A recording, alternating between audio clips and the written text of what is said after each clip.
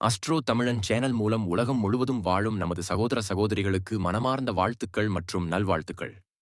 இன்றைய பதிவு சித்திர மாத ராசி பலன்கள். முதலில் இந்த மாதத்திற்கான கிரக நிலைகளை பார்ப்போம். அதன்படி சூரிய பகவான் தனது அதீத பலத்துடன் மேஷ ராசியிலும் குரு பகவான் ரிஷப ராசியிலும் இருக்கிறார். எனவே இந்த சித்திரை மாதம் 31ஆம் தேதி குரு பெயர்ச்சி நடைபெற உள்ளது.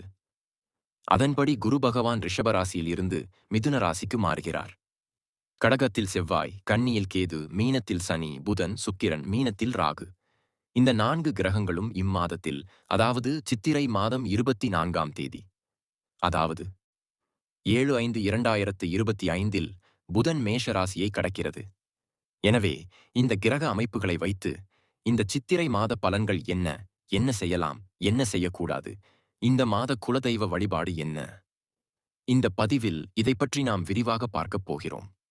அதற்கு முன் நீங்கள் எங்கள் சேனலை முதல் முறையாக பார்க்கிறீர்கள் என்றால் மறக்காமல் சப்ஸ்கிரைப் செய்யவும். கன்னிராசி அன்பர்களுக்கு இந்த சித்திரை மாத பலன்களை பார்க்கும்போது இது ஒரு நல்ல மாதமாகும். உங்கள் ராசிக்கு அதிபதியான புதன், 5ஆம் அதிபதி சனி, 9ஆம் அதிபதி சுக்கிரன் ஆகிய பகவான் ஸ்தானத்தின் அதிபதிகள் என்று சொல்லலாம். பிறகு இறைவனின் அருளும் பெரியோர்களின் ஆசியும் குலதெய்வத்தின் அருளும் கிடைக்கும். 12ஆம் வீடு உச்சத்தில் இருக்கும்போது திடீர் அதிர்ஷ்ட வாய்ப்புகளை தரும். அரசு மூலம் அனுகூலங்களும் அரசு பதவிகளும் கிடைக்கும். உயர் அதிகாரிகள் மூலம் உங்களுக்கு நல்லது நடக்கும். இவை அனைத்தும் நன்றாக நடக்கும். எனினும் உங்கள் ராசி அதிபதி சர்ப்பம் மற்றும் ராகுவுடன் இணைந்திருப்பதால் சற்று சிரமம்தான். அதாவது ராகு ஒரு பாம்பு கிரகம். எனவே நீங்கள் எந்த புதிய விஷயங்களை செய்தாலும் அதை பற்றி கொஞ்சம் யோசிக்க வேண்டும் என்பதை மனதில் வையுங்கள். இல்லையெனில் இந்த அடையாளம் உங்களுக்கு பெரிய தாக்கத்தை ஏற்படுத்தாது. லக்னம் 4 கிரகங்களால் பார்க்கப்படுவதாலும் சுப கிரகமான குரு பகவானின் பார்வையும் பெற்றிருப்பதாலும் 1, 5, 9 மற்றும் கடவுளுக்கு நிகரான ஸ்தானங்கள் எப்போதும் உங்களுக்கு நன்மை செய்யக்கூடியவையாக இருப்பதாலும் பெரிய யோகத்தை பெற்றுள்ளார். மேலும் குரு பகவானின் பார்வையும் அந்த ராசியின் மீது படுகிறது. அதனால் என்ன நடக்கப் போகிறது? கன்னி ராசி அன்பர்களுக்கு நல்லதே நடக்கும். இந்த மாதம் சித்திர மாதம் என்றாலும் 2ஆம் அதிபதியான சுக்கிரன் மிக உயர்ந்த வலிமையுடன் வலுவாக உட்கார்ந்து அந்த நேரத்தில் தானாதிபதி உயர்ந்த நிலையில் உள்ளது. தானாதிபதியான சுக்கிரன் திருமண வீடான 7ஆம் வீட்டில் அமர்ந்துள்ளார். சித்திரை மாதம் திருமண வீட்டின் அதிபதி 9ஆம் இடத்தில் இருந்து 7, 9ஆம் அதிபதிகள் பரிவர்த்தனை பெற்று பரிவர்த்தனை யோகத்தில் இருக்கும் மாதம். இந்த மாதம் கன்னி என்று அழைக்கப்படுகிறது. ஆக வியாழன், சுக்கிரன் ஆகிய 2 பெரும் கிரகங்களும் உங்களுக்கு நல்லவை என்பதால் பணம் தரக்கூடியவர்கள், தங்கள் செல்வத்தை கொடுக்கக்கூடியவர்கள். அவர்கள் நன்றாக இருந்தால் அவர்கள் உங்களுக்கு உடல் ரீதியாக எந்த பிரச்சனையும் ஏற்படுத்த மாட்டார்கள். அப்போது நிச்சயம் பொருளாதார வளர்ச்சி இருக்கும். குடும்பத்தில் அமைதியும் பொருளாதார வளர்ச்சியும் உண்டாகும். கல்வியில் முன்னேற்றம் உள்ளது. உங்கள் வாக்கு நன்றாக இருக்கும். ஆனால் நீங்கள் வாக்களிக்கும்போது நீங்கள் தேவையற்ற விஷயங்களுக்காகவும் கொடுப்பீர்கள். அதாவது அது சில பிரச்சனைகளுக்கு வாய்ப்புகளை உருவாக்கும். நான் ஏன் இதைச் சொல்கிறேன்? லக்னத்திற்கு அதிபதி செல்வார். 8ஆம் வீடு. இம்மாதம் சித்திரை மாதம் 24ஆம் தேதி, அதாவது 7/5/2025 அன்று எதிர்மறை எண்ணங்கள், சிறிது வம்பு, சிறிய கோபம், ஆக்ரோஷம் மற்றும் இதுபோன்ற விஷயங்கள் இந்த வகையான விஷயங்களுக்குச் செல்லும். அது இந்த கன்னி ராசி நண்பர்கள் குரு பகவானின் பார்வை 3ஆவது வீட்டில் இருப்பதை மனதில் வைத்துக் கொள்வது நல்லது.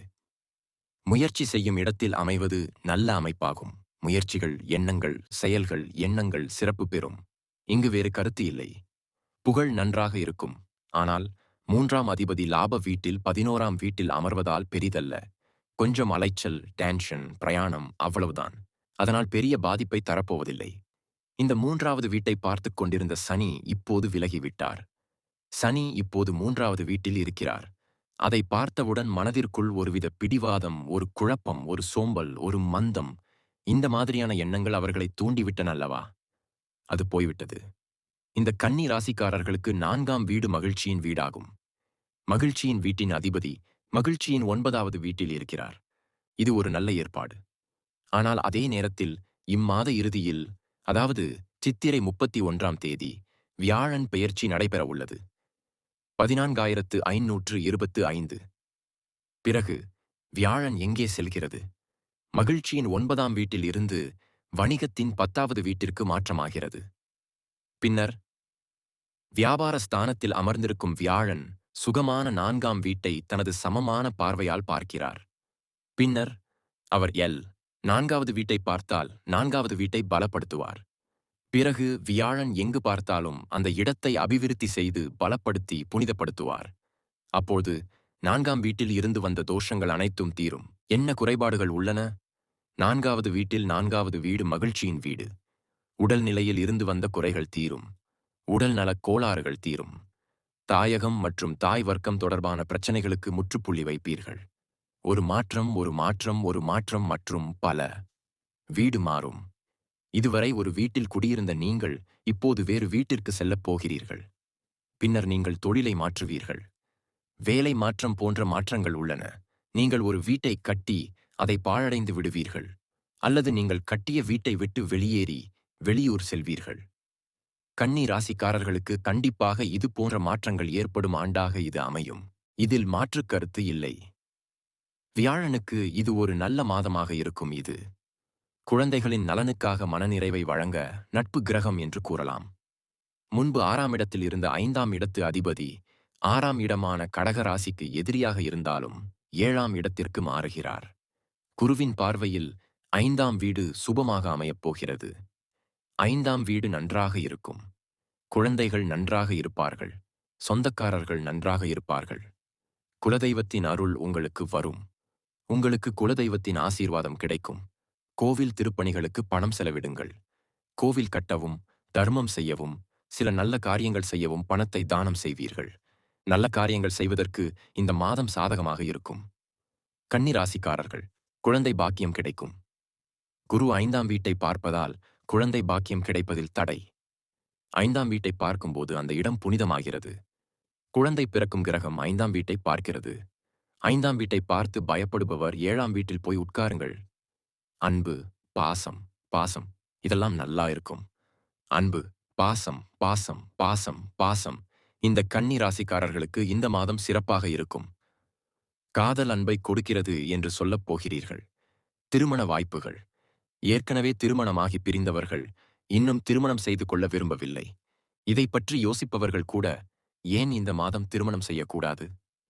உங்கள் மனதில் தோன்றி அதற்கு ஓகே சொல்லக்கூடிய அமைப்புகள் உள்ளன.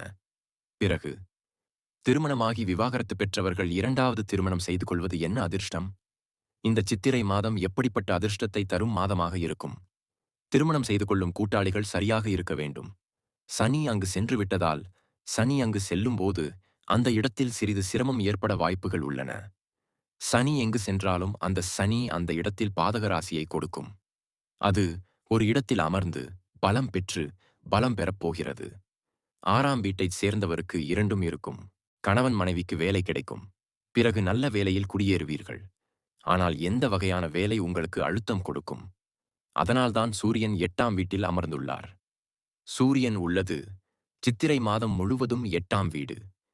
சூரியன் உச்சத்தில் உள்ளது.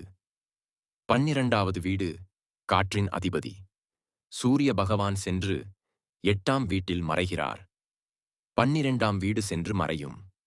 அதாவது அது அங்கேயே மறைந்து மறைகிறது. அப்புறம் என்ன திடீர் அதிர்ஷ்டம் தரும்? அப்போது கெட்டவனுக்கு நல்ல பலன் கிடைக்கும். ராஜயோக முறைப்படி அரசு விஷயங்களில் நிச்சயம் பலன் கிடைக்கும். அரசு காரியங்களில் வெற்றி பெறுவீர்கள். அரசு வேலையில் இருப்பவர்களுக்கு திடீர் பதவி உயர்வு கிடைக்கும். இந்த மாற்றம் நடந்தால் நன்றாக இருக்கும் என்று நீங்கள் நினைத்துக் கொண்டிருக்க வேண்டும். இப்போது கிடைக்கிறது.